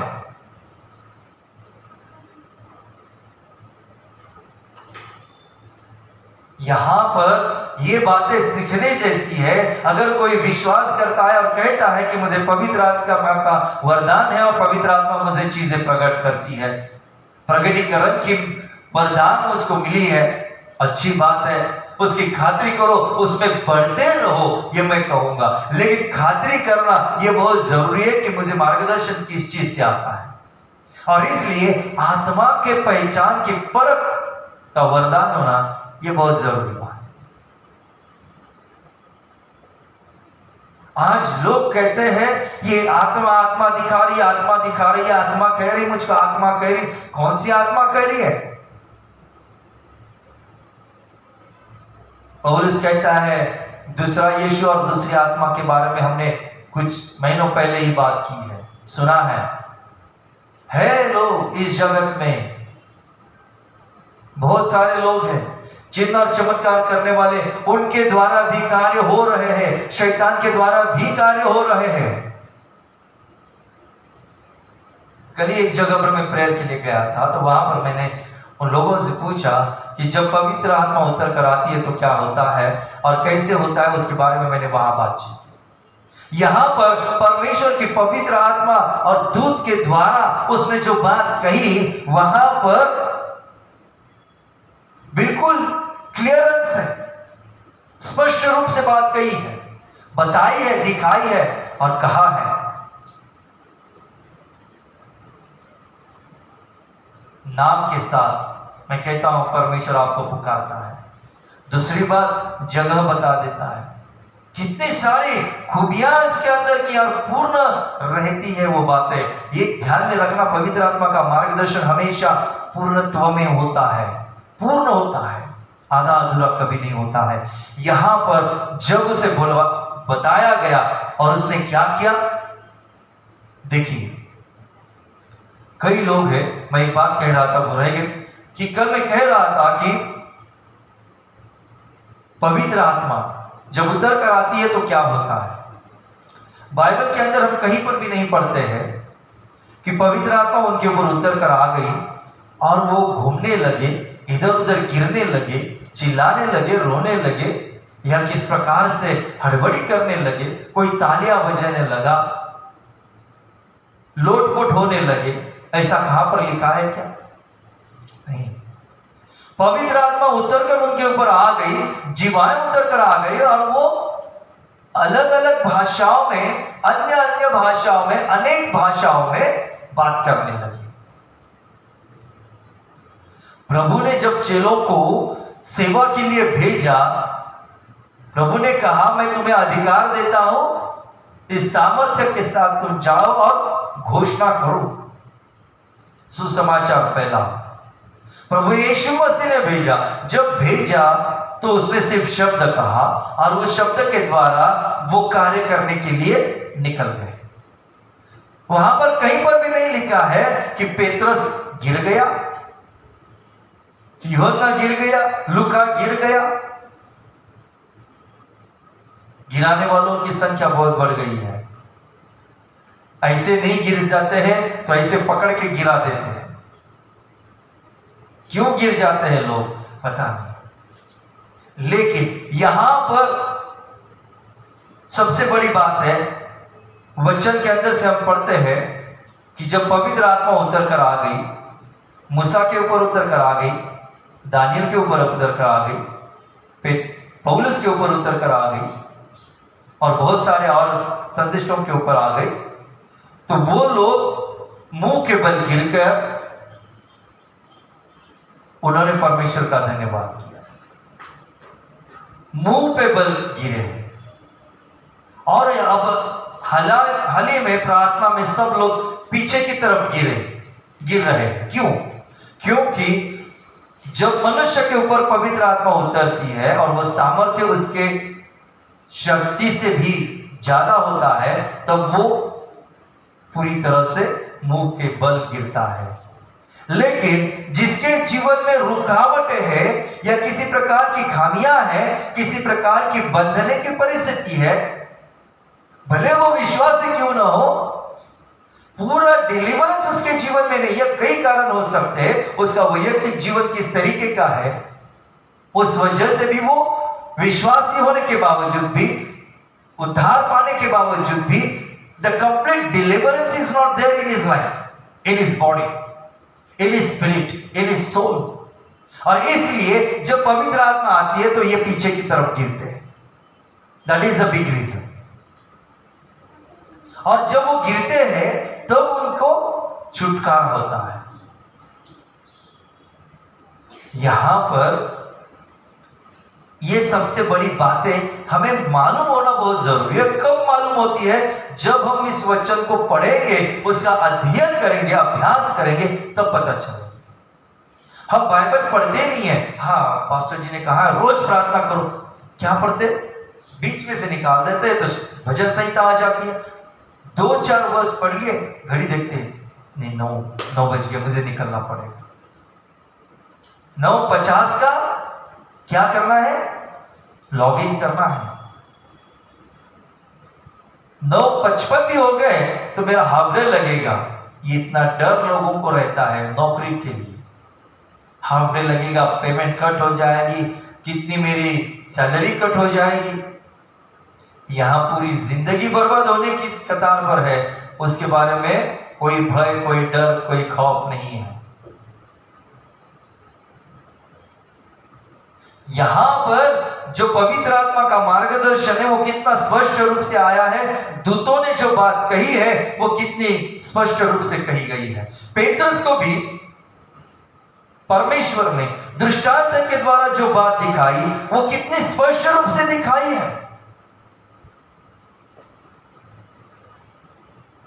The perfection of the Holy Spirit, the perfection of the Word of the God is very important in our believer's life. If you are working as a man of God, you should understand the perfection of the Holy Spirit, perfection of the Word, perfection of the work of the God.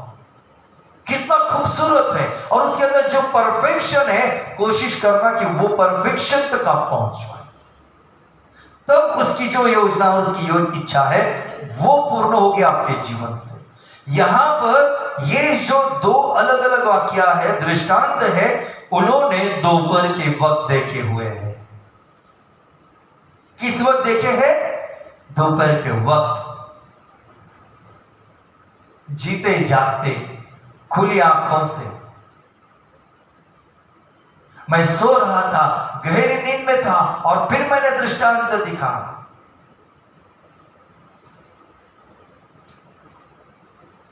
आधा अधूरा, न समझने वाला। यहां पर इन बातों को समझ लो परमेश्वर के लोगों, कि कोई भी चीज परमेश्वर के द्वारा आती है तो बहुत बिल्कुल स्पष्ट रूप में आती है, बिल्कुल सही मात्रा में आती है। उसके अंदर जो सच्चाई होती है वो उसी प्रकार से होती है और कुछ नहीं होती है।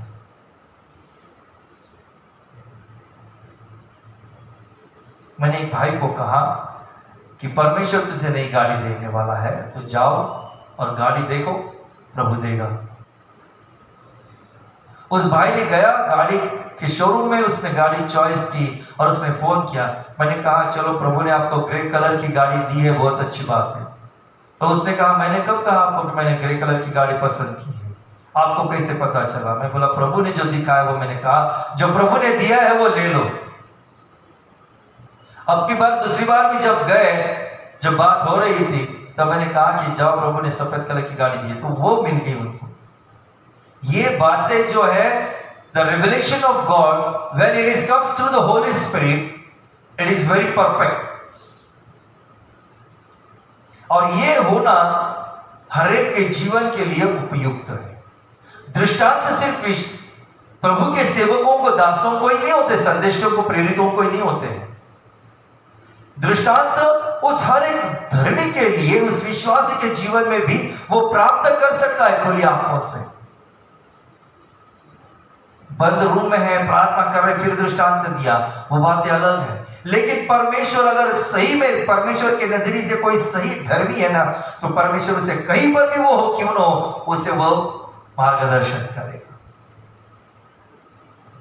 वो चीजें प्रकट करेगा। और जब चीजें प्रकट होती है तो समझ लो वो पूरी होगी। जो चीजें आपको बताई जाएगी वो उसी प्रकार से होगी, पूर्ण होगी। छुटकारा रहने दो, आपके जीवन में प्राप्त होने वाली कोई चीज रहने दो, वो उसी प्रकार से होगी। यहां पर एक बात और है, सबसे महत्वपूर्ण चीज। उसके बाद वो धर्मी था और उसके जीवन में परमेश्वर का भय था, उसके लिए उसकी सोच कितनी जबरदस्त है उसका एक यहां पर उदाहरण दिया गया है। उसने 2 सेवक और जो उसके पास उपस्थित रहा करते थे उनमें से एक भक्त सिपाही को बुलाया। भक्त सिपाही वो सिर्फ अपने परिवार के साथ विश्वासी नहीं था, पूरा परिवार विश्वासी नहीं था, लेकिन उसके पास काम करने वाले जो नौकर चाकर थे वो भी उसको देखकर विश्वासी बने थे। वो भी भक्ति थे, भक्ति वाले थे। और कैसी बात है देखिए, जब कोई विश्वासी परमेश्वर के नजरिए से सही है और उसकी संगति में वो व्यक्ति है तो उसको देखकर ये भी धर्मी बन गया। और इसलिए उसने अपने उस सारे लोगों के बीच में से, सेवकों के बीच में से उस धर्मी को ही बुलवाया, क्योंकि ये धर्मी था, उसे पता था कि ये सेवक भी धर्मी है। क्यों? क्योंकि वो खुद धर्मी था और उसके अंदर की जो सच्चाई थी, जो परमेश्वर का भय था, वही चीजें वो अपने सेवक में भी देख रहा था और इसलिए उसने उसी को चुना। अब इसमें बहुत सारी बातें हैं। अपने जीवन का जोड़ीदार चुनने वाले ध्यान से सुनो, अगर आपके जीवन में सही में परमेश्वर का भय है और आपके परमेश्वर के नजरिए से आप धर्मी हैं, परमेश्वर के नजरिए से, लोगों के नहीं, परमेश्वर के नजरिए से धर्मी है, तो आप जान जाओगे कि आपके लिए उचित जोड़ीदार कौन सा रखा है।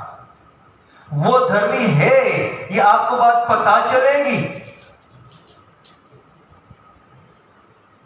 और यहां पर खुद धर्मी होना और अपने पास आने वाले व्यक्ति भी धर्मी होना, हमारे संगति में रहकर ये बहुत जरूरी है। कर्नेलियस के सेवा करने वाला व्यक्ति उसको देखकर, उसके संगति में रहकर, यहां पर वचन में क्या लिखा है, जो उसके पास उपस्थित रहा करते थे, मतलब हमेशा रहते थे। हम कितनी बार भी कलीसिया में अपने पास्टर के साथ, अपने चरवाहा के साथ कितने भी जुड़े हुए हैं क्यों ना हो, लेकिन क्या हम उसमें से कुछ सीख पाए हैं क्या, कुछ लिया है क्या, कि हमारा चरवाहा भी कह सके हाँ ये धर्मी है।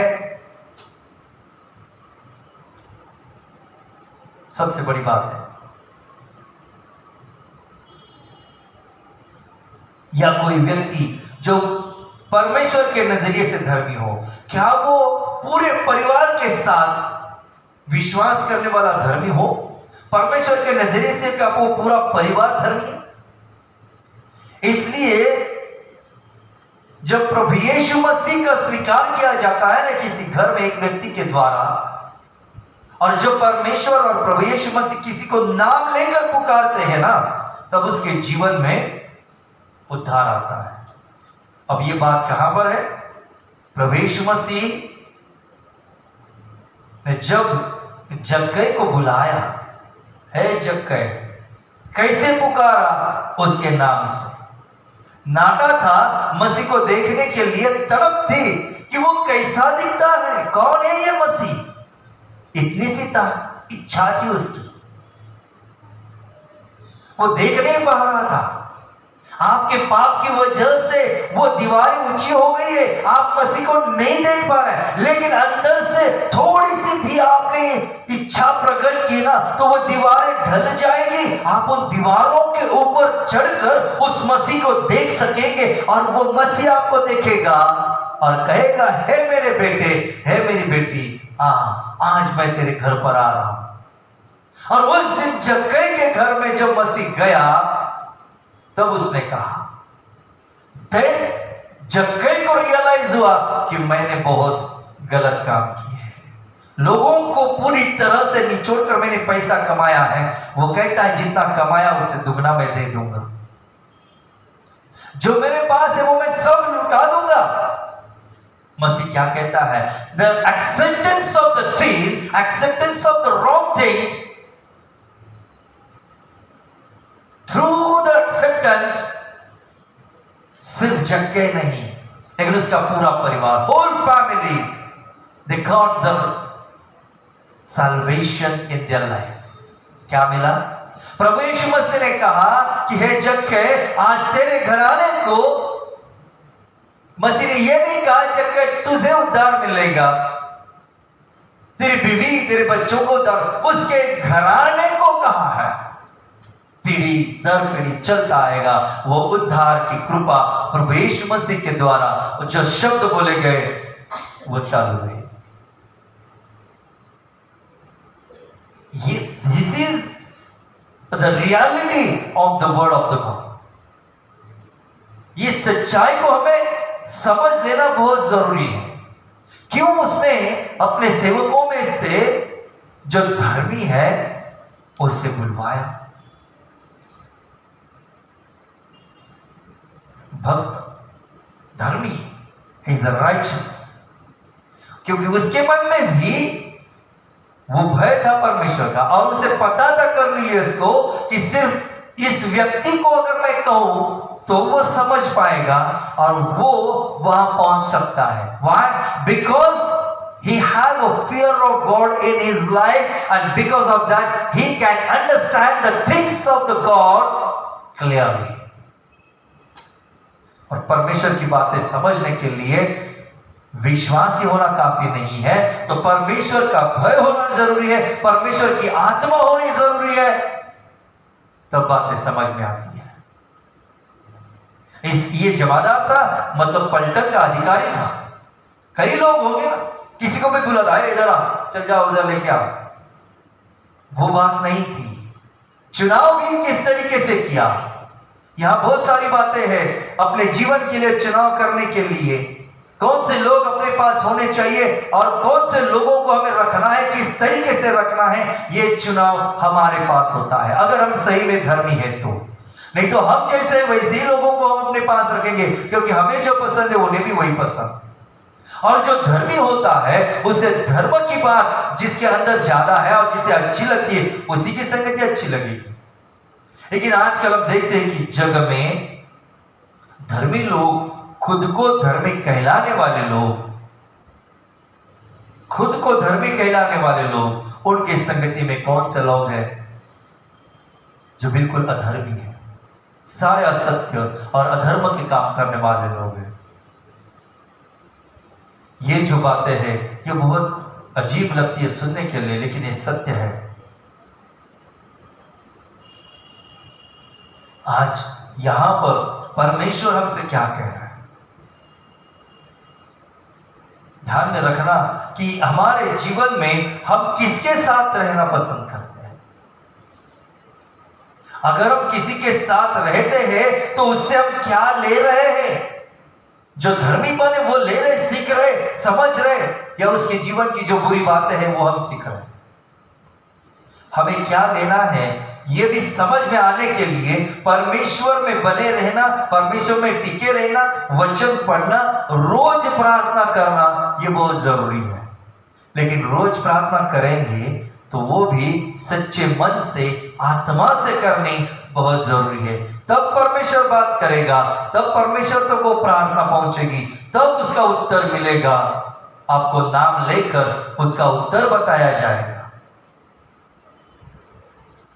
यहां पर जो भी बातें मैंने कही है आपने सुनी है, गौर करना। ये वचन बार बार पढ़ेंगे तो और एक एक उसके अंदर की बातें आपको बाहर आ जाएगी। पेत्रस पूरी तरह से he fell into trance में चला गया। दोपहर के वक्त पे, दोपहर के धूप में, अब के दिनों में आप छत के ऊपर जाकर खड़े रहेंगे क्या? हम लोग बाहर से घर तक कैसे, घर की दिशा से चले जाते हैं तो ऐसे लगता है कि कब घर आएगा और मैं कब जाकर अपने शरीर पर पानी मारकर पूरी तरह से खुद को ठंडा करूं।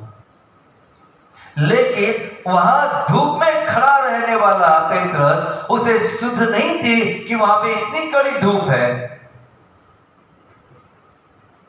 उसी खुली आंखों से उसने वो नजारा देखा है। आंखें पूरी तरह से घट बंद करके नजारा देखने वाले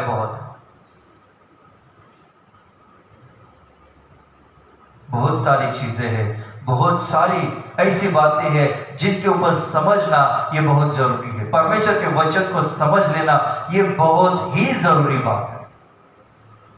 कई लोग वचनों को समझ नहीं पाते हैं, और परमेश्वर के लोगों ये ध्यान में रखना कि वचन को समझना बहुत जरूरी है, क्योंकि ये आखिर के दिन है। यहां आने वाले बहुत सारे ऐसे अलग अलग किस्म की बातें करने वाले लोग आने वाले हैं, भरमाने वाले लोग आने वाले हैं, गलत शिक्षाएं देने वाले लोग आने वाले हैं, झूठा संदेश का आने वाला है, झूठी बातें करने वाले लोग आने वाले हैं। सब कुछ लिखा हुआ है, उसी प्रकार से होगा। और इसलिए मैंने कहा कि दर्शन तो बहुत सारे दूतों के हो जाएंगे, लेकिन दर्शन किस प्रकार से है, कहां से ये पता होना चाहिए, इसके लिए उसे ध्यान से देखना बहुत जरूरी है, समझना बहुत जरूरी है। और यह अनुभव मैंने कई लोगों को जब बताया इन बातों को, उन्होंने अनुभव किया है, खातरी हुई है उनकी कि किस तरीके से है ये बातें। कई लोग मुझे कहते हैं परमेश्वर की वाणी को मैंने सुना। अब मुझे मैं उसकी न्याय नहीं कर रहा हूं, लेकिन प्रभु क्षमा करे, वो सेवक है, ऐसे कान लगाकर शांत रहो सब लोग। हाँ प्रभु बोलो। ऐसी बातें प्रभु कभी नहीं करता है। परमेश्वर की वाणी किस तरीके की आती है? जब वाणी आती है तो उसके पहले जब सीधी दूतों की बातें आई है तो ये कर्नेलियस डर, उसके मन में डर पैदा हुआ है। ऐसे कान लगाकर परमेश्वर की वाणी सुनाई नहीं देगी। आप कहीं पर भी क्यों ना हो, भीड़ में क्यों ना हो, ढोल ताशे बजते क्यों ना हो, नगाड़े बजने दो, परमेश्वर की वाणी आएगी ना, ये सारी चीजों की आवाज अपने आप बंद हो जाएगी। मैं अपना बड़प्पन नहीं कह रहा हूं, प्रभु जानता है। मैं गाड़ी चलाते वक्त भी लोगों के लिए प्रार्थना करता हूं। जब मैं गाड़ी चलाता हूं, प्रार्थना शुरू करता हूं किसी के लिए भी, मुझे मालूम नहीं पड़ता, लेकिन मेरी नजरें नहीं हटती है रास्ते से। मैं भले हाईवे पर गाड़ी चलाऊं, लेकिन कभी आज तक एक्सीडेंट नहीं हुआ और न होगा। टू व्हीलर पे भी मैं हेडफोन लगा के प्रार्थना चलता रहता हूं, क्योंकि उस वक्त तक मुझे पहुंचना बहुत जरूरी है। एक तो ट्रैफिक की वजह से हम लेट हो जाते हैं बहुत बार, लेकिन फिर भी मैं उन चीजों तक पहुंचना और वहां प्रार्थना करना नहीं छोड़ता। और जब प्रार्थना करता हूं, फेसबुक का चेक करो, तब वहां पर प्रभु कार्य करता है, क्योंकि मैं जानता हूं कि कार्य करने वाला मैं नहीं हूं, कार्य करने वाला वो परमेश्वर है। ये सच्चाई जो है ना, वो मालूम होनी बहुत जरूरी है। तब जाके सारी चीजें होगी, तब जाके सारी चीजें समझ में आएगी, और कार्य किस तरीके से होता है, कौन करता है, यह भी बात समझ में आ जाएगी। एक पात्र हूं, पात्र के तरी हमें रहना है, प्रभु का धन्यवाद करते हुए। आज हम यहीं पर रोकेंगे, क्योंकि आगे का जो विषय है वो बहुत दिलचस्प है, बहुत सुनने के जैसा है। आप भी मीडिया के साथ जुड़ने वाले लोग, आप भी ध्यान में रखना, इन वचनों को फिर एक बार ध्यान से सुनना, शांत मन से सुनना, तो आपको पता चलेगा कि मैं क्या कह रहा हूं। सच्चे विश्वासियों की जो बातें होती है वो किस तरीके की होती है, परमेश्वर किन लोगों के ऊपर कृपा करता है, किस प्रकार से प्रार्थना का उत्तर मिलता है, किस तरीके से मार्गदर्शन आता है पवित्र आत्मा का, उसके अंदर की परफेक्शन क्या है, ये सारी बातें वहां पर लिखी हुई है। यहां सबसे बड़ी बात एक है कि यहां पर रिस्पेक्ट जो है एक दूसरे के लिए वो बहुत दिखाया गया, उसके बारे में हम देखेंगे। और वो जो 3 आंकड़ा जो है जो 3 नंबर्स है उसके बारे में भी हम जानेंगे अगले शनिवार को। आइए हम सब खड़े रहे, प्रभु का धन्यवाद करें कि आज उसने जो वचन के द्वारा मार्गदर्शन दिया है वो हम हमारे जीवन में बरकरार रखें और उसके द्वारा परमेश्वर की महिमा, परमेश्वर की गौरव करें। Thank you master.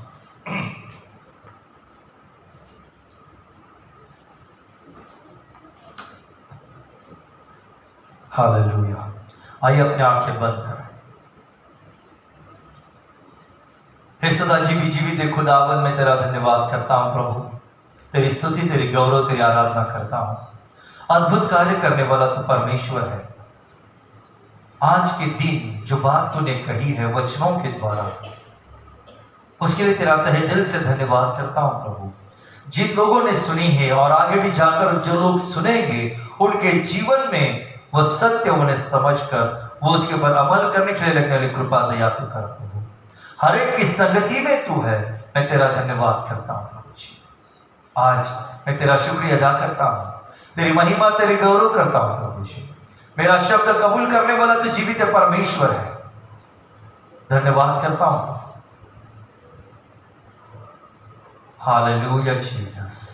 तेरी आत्मा को, तेरी सामर्थ्य को पूरा खुलापन देते हैं प्रभु। आज इस कलसिया में जितने भी लोग हैं प्रभु, जो इस वक्त यहाँ मौजूद है, जो नहीं आ पाए और जो मीडिया के द्वारा देख रहे प्रभु, ऐसे हर एक परिवार को मैं तेरे हाथ में समर्पित करता हूँ।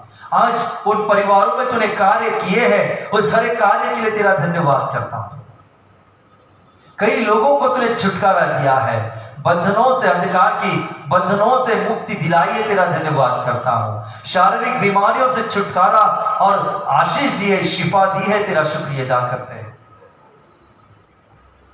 तेरे हर एक अद्भुत कार्य के लिए तेरा धन्यवाद करता हूं प्रभु, तेरी आराधना करता हूं प्रभु। दया करने वाला, कृपा करने वाला तू जीवित परमेश्वर है। अपनी आंख के पलक को भी न झपकने वाला, न सोने वाला और हमेशा अपने बच्चों को ध्यान रखने वाला तू परमेश्वर है। तेरी नजरें हमारे ऊपर सदैव रहती है प्रभु। आज फिर एक बार नए सिरे से मैं तुझसे विनती और प्रार्थना करता हूं, आज वो हर एक परिवार, वो हर एक भाई, वो हर एक बेटी जिन समस्या में है, जिन मुश्किलों में है, आज प्रभु खत्म करता हूं यीशु के नाम में, यीशु मसीह के नाम। हर एक नया बंधन, वो हर एक नई पीड़ा, उनके जीवन की हर एक मुसीबत इसी वक्त खत्म होती है यीशु मसीह के नाम में। वो प्रार्थना सुनता है, उत्तर देता है, तेरा धन्यवाद करता हूं। आज जिस परिवारों के विरुद्ध, जिन बहनों और भाइयों के विरुद्ध अंधकार की ताकतें कार्य कर रही है, करनी भानामती के प्रयोगों से त्रस्त है, उन तंत्र मंत्र के जाल से पूरी तरह से घेरे में है, आज इसी वक्त उन सारे अंधकार के घेरों को तोड़कर नष्ट करते हुए पूरा छुटकारा, पूरा डिलीवरेंस उनके जीवन में, उनके शरीर में प्रस्थापित करता हूं यीशु के नाम में, यीशु के नाम में। The complete deliverance in their life in the name of Jesus. The complete deliverance in the name of Jesus. Receive the deliverance in the name of Jesus. प्रभु तूने कृपा की, चमत्कार किया, धन्यवाद करता हूं प्रभु। तेरी स्तुति, तेरी आराधना करता हूं। मेरा शब्द तू कबूल करता है, मैं तेरा शुक्रिया अदा करता हूं प्रभु जी। Hallelujah Jesus. दया तू कर, कृपा कर प्रभु जी, करुणा तू कर। मेरा शब्द तूने कबूल किया, धन्यवाद करता है प्रभु। आज जिस परिवारों में समस्याएं हैं, पारिवारिक झगड़े हैं, आज उन्हें प्रभु तेरे हाथ में समर्पित करता हूं। वो सारी अनहोनी चीजें, वो सारी अंधकार की बातें, वो सारी निगेटिविटी उनके जीवन से खत्म करता हूं तेरी महिमा के लिए। तो प्रार्थना सुनने वाला, उत्तर देने वाला जीवित परमेश्वर है। आज नए सिरे से स्पर्श कर, तैयार तू कर प्रभु, तेरी गौरव, तेरी महिमा के लिए। तो कृपा कर प्रभु जी। Hallelujah Jesus. इस वक्त मीडिया के द्वारा देखने वाले वो हर एक व्यक्ति, हर एक बेटी को प्रभु स्पर्श कर रहा है, उनके जीवन के अंधकार की सामर्थ्य को मिटा रहा है। मैं तेरा शुक्रिया अदा करता हूं प्रभु जी, तेरी आराधना करता हूं। मेरा शब्द तूने कबूल किया, शुक्रिया अदा करते हैं। यीशु मसीह के नाम में आशीषित करते हैं, आशीषित करते हैं, आशीषित करते हैं। आमेन, आमेन, आमेन। और पिता परमेश्वर की कृपा, प्रभु यीशु मसीह की शांति और पवित्र आत्मा की संगति आप सब लोगों के साथ सनातन रहे, सनातन रहे, सनातन रहे। Amen. God bless you all. आइए बैठे। ये वचन आप सब लोगों को समझ में आया होगा, अच्छा लगा तो आपने ग्रुप पे, फेसबुक पे या अपने ग्रुप्स में उसे शेयर कीजिए, फॉरवर्ड कीजिए, ताकि और लोगों तक ये सच्चाई पहुंच सके और वो भी छुटकारा प्राप्त कर सके और प्रभु का जो सुसमाचार है उन तक पहुंचकर वो भी विश्वास करे और उनके भी जीवन में कार्य हो और प्रभु करे उनके जीवन में भी वही शांति प्राप्त हो जो प्रभु यीशु मसीह के नाम में आप सबके जीवन में है, जो हमेशा बनी रहेगी। धन्यवाद। God bless you. Good night.